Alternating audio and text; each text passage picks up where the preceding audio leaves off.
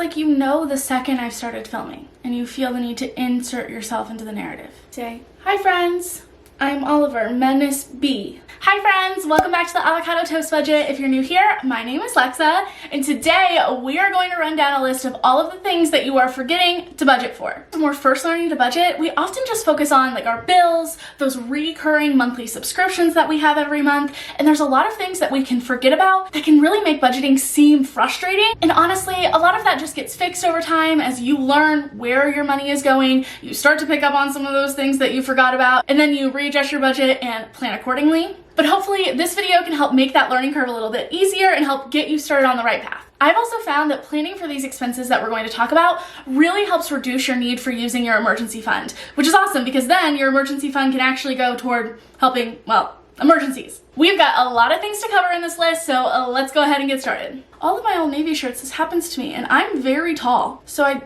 can't imagine I'm the only one this happens to. The first expense I want to talk about are annual subscriptions. This one can really derail your budget. You're feeling good, you're going along, and then all of a sudden, bam, that Amazon Prime membership comes out that you forgot about. And yes, I am speaking from personal experience. These are tricky because if you're following along with the steps that I usually recommend when setting up your budget, you're looking at the last like 2 to 3 months of your expenses to plan out where is all of your money going so that you can plan for that in the future. And if your annual subscription does not come out during those last couple of months, it can be really easy to forget about those things because you're so focused on making sure that you've got your monthly expenses down. So what I usually recommend is that you take like 10 to 15 minutes and do one of two things. Either A, go through your email and see if like there's anything that sparks like, oh yeah, I forgot that I was subscribed to this thing and this doesn't come out every month, so I need to check and see when it's gonna come out and how much it's gonna be. Or go back through your bank statements and your credit card statements through the last year and just kind of skim, see if anything stands out to you as like a bigger purchase, one of those like one-off things. See if you can narrow down what some of those non-monthly subscriptions are so you can plan accordingly.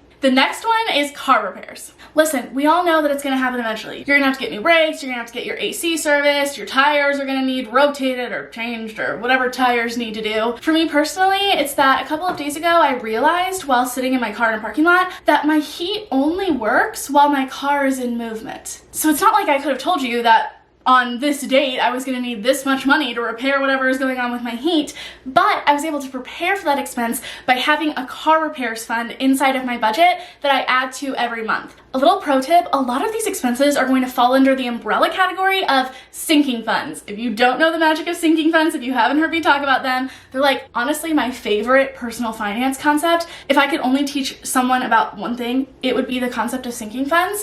And I have a whole video on what they are, how you can plan for them in your budget.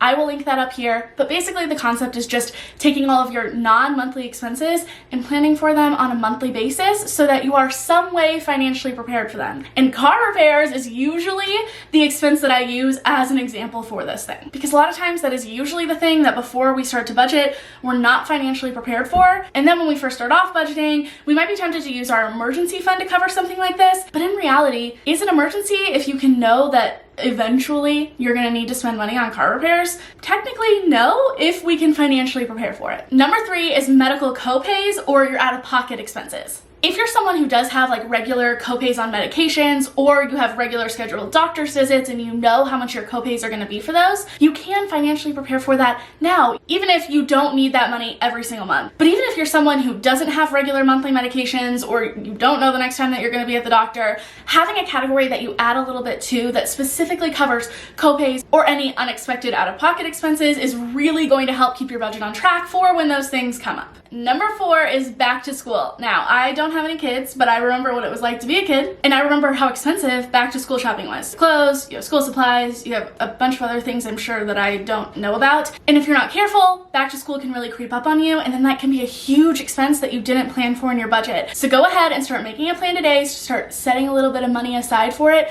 Right now, if you're watching this around the time I'm posting it, it's December. This is like the perfect time because even though back to school is like far away, that's great because then you can set a little bit aside every month and then come August or September, you don't have to be so stressed out about the financial aspect of back to school and you can just focus on all of the other chaos that I'm sure ensues. Number 5 is impulse purchases. Now I know that this is gonna sound weird because like, isn't the whole point of an impulse purchase that you didn't plan for that expense? But again, kind of like car repairs, we can plan for the fact that they're going to happen without needing to know exactly when or how much they're gonna be. I have this by having not only one, but two categories in my budget specifically for impulse and overspending. One for those small things on a month-to-month basis, and then one for those bigger things. Like when I really hyperfixate on a hobby and I feel like I need to spend hundreds or thousands of dollars on that thing because it's like the next thing in my life and then I forget about it a few weeks later. Shout out to my fellow ADHD peeps who, you know the struggle. Having some money set aside in this category can make it so much easier for when you do impulse spend or overspend on something or forget about an annual subscription or another bill, because then you have a chunk of money that is specifically used to help you kind of balance out your budget and you're not stuck going into debt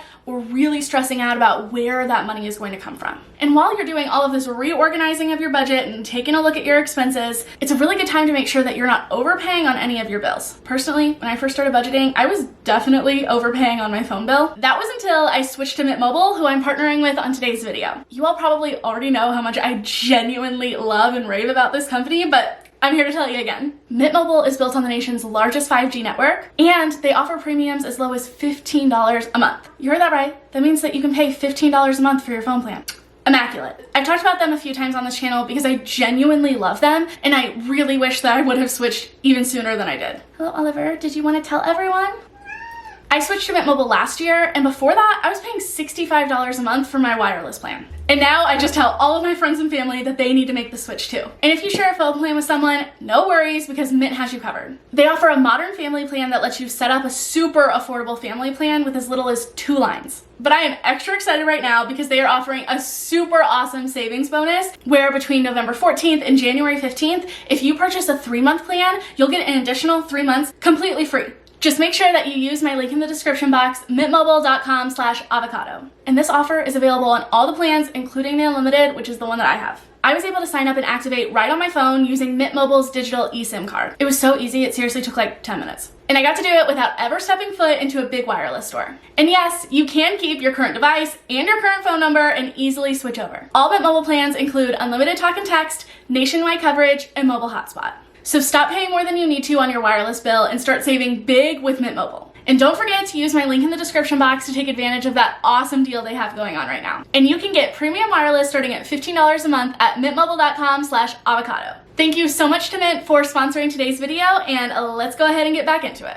If you hear purring, the only way Oliver is even being semi-quiet is if I sit here and pet him while I film this video, so we're compromising. The next expense you want to make sure you include are household cleaning items. I feel like a lot of times people like throw this under groceries, but they're also things that we don't buy as frequently as groceries a lot of times, especially if like you tend to buy bulk things like paper towels or toilet paper. If you're having to purchase those like all at once or you haven't prepared for it, it can really cut into your grocery budget if you're not prepared. So especially if you're someone who likes to bulk order these items, I definitely recommend that you have either like a separate line item in your budget or you just budget a little bit more for groceries, knowing that it's going to cover those expenses as well. Sorry, it's applesauce break.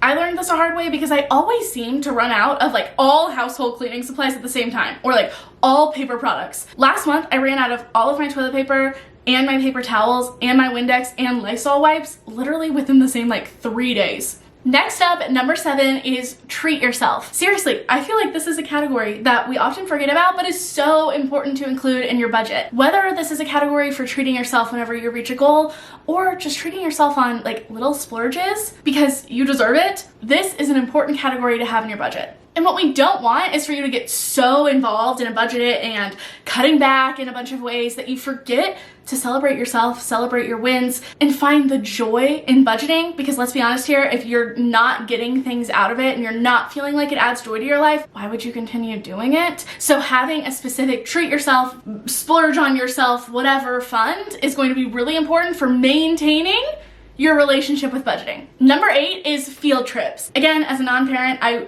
don't even know where to begin with like how much you would spend on these things. Or field trips are like as big of a thing now post panorama, but I remember some of those field trips that I went on and those were expensive. And if you weren't prepared for that, and then all of a sudden your kid is coming to you like the day before the field trip note is due, where you have to submit your money and you have to sign for the thing because they completely forgot about it until it was the last day. I don't know if that's your kid, but that was definitely me as a kid.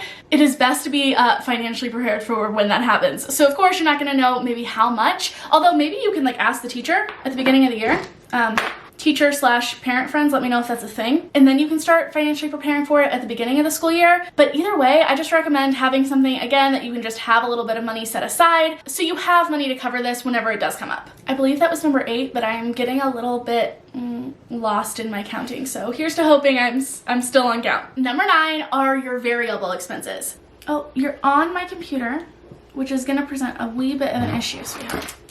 Just a little bit. These are things like some of your utilities, like maybe heating or air, that's more of a variable expense. Things like groceries, fun money, eating out, the things that aren't the same on a month-to-month basis. Now, a lot of times you might remember to budget for these things, especially if you've kind of like gone through the steps of preparing your budget, but you might just be like throwing guesses out there on how much that you actually spend on those things. There's no judgment here. That's exactly what I was doing. And it's exactly why my budget didn't work for me for the longest time. It wasn't until I did that thing that I kind of touched on at the beginning of reviewing my past spending, averaging what I spend in these categories, and then applying that average to my budget plan that I was able to create a budget that was actually realistic. Maybe in an ideal world, I'd like to spend $200 a month on groceries, but if I only budget $200 a month on groceries and then in reality I spend $500 or $1,000 a month on groceries, that's not going to do anything to help my budget other than make me really ill prepared and then feel like a failure at budgeting and then either quit or be super stressed out having to move money around. Instead,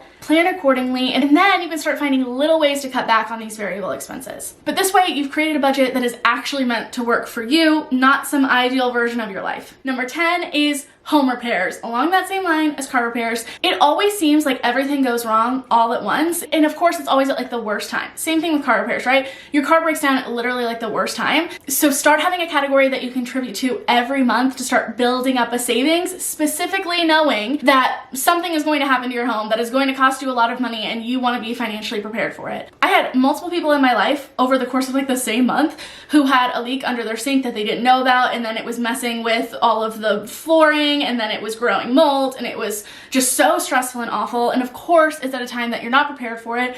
One of my friends, their roof was also having issues at the same time. Then their garage door stopped working. Truly, when it rains, it pours. And your future self is going to thank you so much if you start preparing for that today. Number 11 is hobbies. I am a big fan of cycling through hobbies. I know a little bit about a lot of different things, and I try to make plans and find ways to limit my spending on hobbies, but I still want to be able to explore these different things, try out some things that interest me, figure out what it is that I'm vibing with at the time. So it's been really helpful to have money set aside specifically for those things. And this is especially helpful if you're someone who has an established hobby that you love. For me, those are things like books and plants that I specifically have a line item for, so that A, I don't go out of control with my spending on that thing, but also B, so I can indulge myself, a little bit of a treat yourself, and have a plan for the fact that I know I'm gonna spend money on those. And if you're a pet person like me, then the next expense that I would include in your budget are vet bills, things like having to get their vaccines or an unexpected trip to the vet, toys and treats and extra food for your animals. Maybe there are things that you do spend on a month-to-month basis, but let's be honest here, if you're also like me and you treat your pets like your kids and you want to splurge on them, that is totally okay. Just make a plan for that in your budget. And then in the cases of things like vet bills, when those things come along, you only have to worry about the situation at hand. You can take some of that financial stress out of the equation. And last but not least on this list are non-monthly expenses. I know we talked about annual subscriptions, but I'm more referencing the things that get charged every 2 or 3 months or 6 months or something kind of odd and awkward. For me, that is my trash bill. I absolutely hate it, but my trash bill is due like on every 3-month interval. I've tried to get them to just let me pay for the year. They won't. And unlike annual subscriptions, it comes across more than once a year, so it can catch you off guard a lot. I've also heard that this can sometimes apply to things like pet sitting or babysitters or daycare, where they don't charge on a month-to-month basis. It's something that's awkward. So if you have that in your budget, make sure to make a plan. Also, just having that like line item there to remind you is a great visual reminder for whenever it's due. That way you don't forget and end up either overcharging your bank account or forgetting to pay it completely and then you're charged late fees. So that is it for today's video. I really hope that you all enjoyed and you learned something cool. If you did, please remember to give this video a big thumbs up. It really helps out the YouTube algorithm, helps boost this video to the top. That way more people can find this content. If you have any expenses that I forgot to mention that you have also forgotten to budget for, let us know down in the comments, give us some ideas. I feel like this list could just go on and on and on and on, depending on who you are, what your interests are, what your life looks like, all of those things. And if you made it all the way to the end of this video, you're not feeling chatty, just go ahead and leave me like one of those money emojis down in the comments below. Let me know that you're the real MVP, you watched all the way through. Thank you all so much for watching, and I will see you next time. Bye.